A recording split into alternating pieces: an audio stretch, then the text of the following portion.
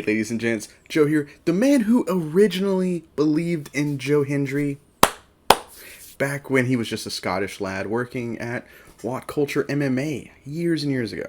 And I'm here to talk about UFC Fight Night, Whittaker versus Aliskerov. So enough talk, let's get to the fight.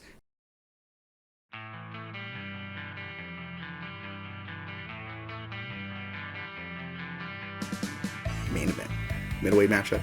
That was originally going to be a mouth-watering fight between Robert Whittaker, Bobby Knuckles, the Reaper, against Khamzat Chimaev. And, of course, Chimaev pulls out of the fight. So now we have a potential dark horse in the middleweight division, Ikram Aliskerov. He's stepping it. But, man, despite the guy might being, pretty good, Aliskerov looked pretty good coming into this fight. My boy Bobby Knuckles shows that there's levels to this game. Quick, straight right, puts, what's the saying? Yeah, on ice skates, puts Aliskerov on ice skates. Head kick, sits him down, blasts him for some quick, hard punches right after. Super quick KO in under 2 minutes. Oh, awesome stuff. I love it. I'm a big Bobby Knuckles fan, and I even have some controversial takes about his greatness. I won't get into that. Maybe I can talk about that one day. Maybe like a rainy day video. If you guys are interested, like a weekend, there's no fights and stuff like that. I could definitely do something like that where I can rant and hopefully not lose credibility with you guys. But this, though, Whittaker is back in the title mix, then potentially being a backup for Izzy and Duplessis for the middleweight title. I honestly am down at this point in time to see a rematch between either of those guys. I think he beat Izzy in the second fight, so I kind of want to see. I think in my mind it's 1-1, so I wouldn't mind seeing a potential chance of Whittaker putting the stamp on this rivalry. But hey, and I'm still kind of perplexed that he lost to Duplessis the way he did, especially. But hey, you know what? That being said, no disrespect to Dricus Duplessis, he pulled it off, and he's champ right now, which I'm always stunned by because his striking. When I see his striking, I go, what? And it doesn't just work. He actually has good success with it. Striking. Not quite Trevor Peak levels, at least.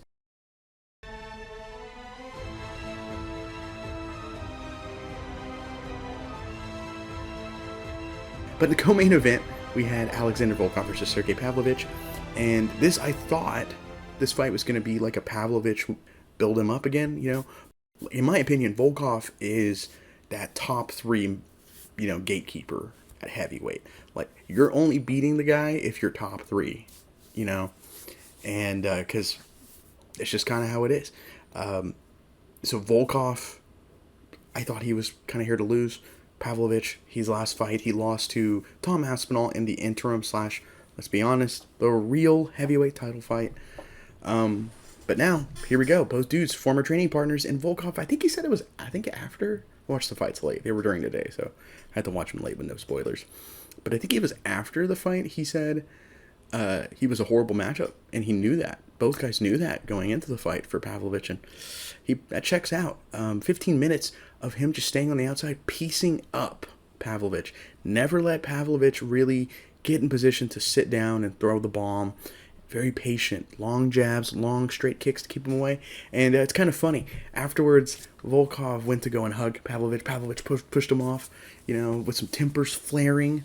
I'm sure it was kind of that, I'm sure losing to the dude that you trained with for a while stings probably a little bit more than the guy that you've never had any experience with. Having some experience with the guy and losing to him still is probably frustrating, even though it's symmetrical, that experience against them, your brain probably doesn't compute that at the moment, right? When your emotions are kind of flaring. And you never know, with the way Volkov implied it, perhaps Volkov was always getting the better of Pavlovich in training. Maybe it was the rumors always say Vanderlei used to get the better of Shogun in training back when they were 1 and 2, if not equal at the time, and in pride. So maybe losing kind of hit up that emotion of man, he's still better than me. What the, all of that noise. It's probably that kind of mentality probably hurts Sergei, which I understand. It would make him upset. So really can't fault him too hard there. I don't think he was necessarily being a dick. I think it was more so emotions, because the fight game's emotional. It's just how it is. We've all cried watching fights. Just me? Great.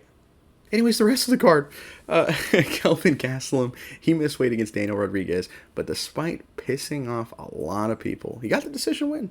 I'm happy for him. I was a big Kelvin Gastelum fan. I still like him. Seems like a nice guy.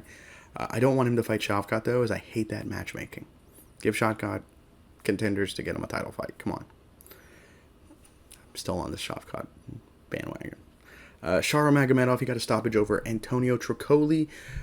Interesting tidbits. After the fight, I believe, Dana confirmed that Magomed can't get licensed in the States. And for those who don't know, the dude has one eye. Not like a Bisping, where Bisping had a glass eye that he was able to fake throughout his career, which I don't want to believe, but I bet it's true, sadly. Like, it's so insane that he got away with that. But this is incredibly noticeable. Like, there's no hiding this. And I'm admittingly rooting for him, the more I think about it, because I'm sure he's inspiring other people, I should say, with similar disabilities. Got word jumbled there. So, rooting for his success. You always got to root for a guy that's probably an inspiration for, people with disabilities. I don't know much about him, though. I'm always afraid when I say, yeah, I'm rooting for this guy. They're going to say some crazy crap that's, like, non-justifiable morally, and I'm going to be like, great. I have that on recording now. Volkan Ozdemir, he looked like his old self with the first round KO over Johnny Walker. I like Volkan. Pumped to see this. Kelvin Gastelum, he had his secret clone fought on the night. He got 2 wins, technically, as Nasrat Hakparast beat Jared Gordon by decision, making that Paddy fight with Jared Gordon look worse and worse by the day. Nothing against Jared Gordon, but man, Paddy's looking worse and worse as time passes by. Felipe Lima, he got a submission win over Muhammad Naimov. I almost said Makayev. Muhammad Naimov by rear naked choke. Hinat Fakh. It's Fakh Redinov. Fakh Redinov, I believe that's how it was said. I didn't say I swear. I'm trying to get pronunciations right. And he got a split decision win over my boy in my boy stable, most likely in my boy stable if I only use current guys, Nicholas Dalby. Muin Gafirov beat Kyo-Hu Kang by unanimous decision. Magomed Gadzhiyossulov beat Brinson Ribeiro by majority decision. And then finally, the streak of decisions got started with the first fight of the night as Cheng Hu Li beat Zhao Long by split decision. And finally, guys, I hate doing this, I gotta end on a little bit of a somber note. There's a eulogy I have for UFC 1 veteran Teila Tuli. The man came into mixed martial arts at the start of it. He had a run in New Japan, but before that, he was had a sumo career. Solid success in sumo. Entered the tournament. His name is Taylor Wiley, his real name, but he took the name Teila, which is how it's spelled. I believe he said, like, if in like Polynesian areas, that's how they would spell it. As he's a native Hawaiian, because they didn't want like a too American sounding name for him, legitimately, that's what he said, and I believe him. So he was like, I'll just take that and I will drop my last name and use my middle name as my last name, which is the middle name is Tuli, Taylor Tuli Wiley, Teila Tuli. And he entered the tournament, took on Gerard Gordeau in the first ever UFC fight and the first ever knockout, kind of. As he took the head kick that knocked out his teeth. Infamously, he wasn't out, and the ref stopped it anyways, regardless of the rules, as the fight should have continued technically at the time. A lot of people have theories about it, as perhaps of like, oh, here's a chance to not have Hoist potentially fight the sumo guy. Think what you want. We've talked about UFC 1 a lot on this channel. Ooh. After the fight, he was said to have blurry vision of one eye for several years, one of the many scars fighters will have after a career of fighting, and with one fight he had it. Shows you how rough it was back in them days. And after his foray into MMA, he went into acting, where I mostly remember him for being Chemo in Forgetting Sarah Marshall, a movie that I admittingly love. There's a scene in it where I think it's Jason Segel is the actor's name. I haven't watched it in a long time, and I forgot about that dude until I heard about this news. Sadly, I remembered the movie. Where Jason Segel and him have to go and get a pig for a pig roast, and he has Jason Segel kill the pig, and they're carrying it, and he's crying, and he's berating him, giving him crap for killing the pig as they're both carrying it back. I always like that scene.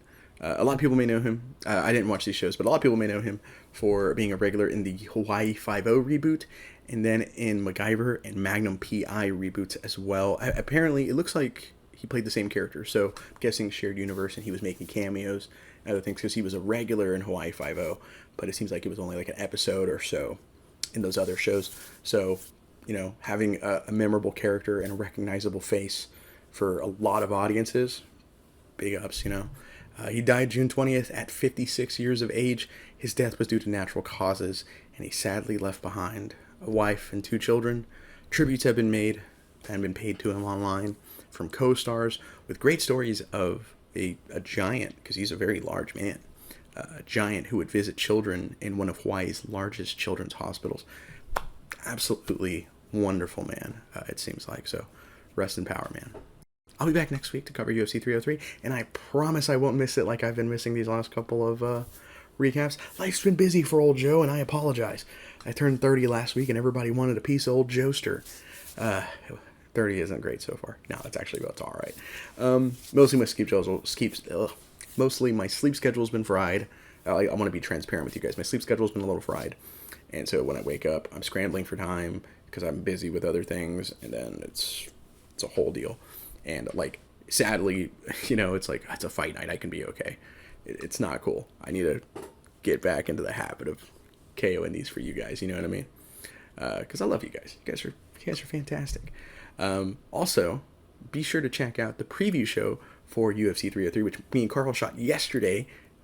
Awesome, a lot of fun stuff. Another Lion King excellent reference that I feel like every time we go into, it's usually us cracking up and dying.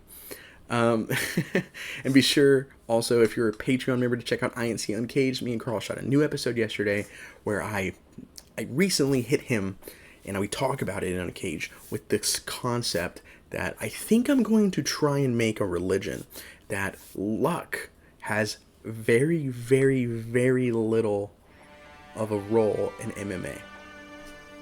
If you're interested in joining the church, or in that kind of hearing me out in that philosophy, then go check out that video on our Patreon. And if you're not a member, go ahead and do it, because there's a lot of great stuff, and you even get a sick bonus of requesting a retro review to do. So I definitely recommend it. I'm Joe with the INC. Thank you so much for watching. Peace.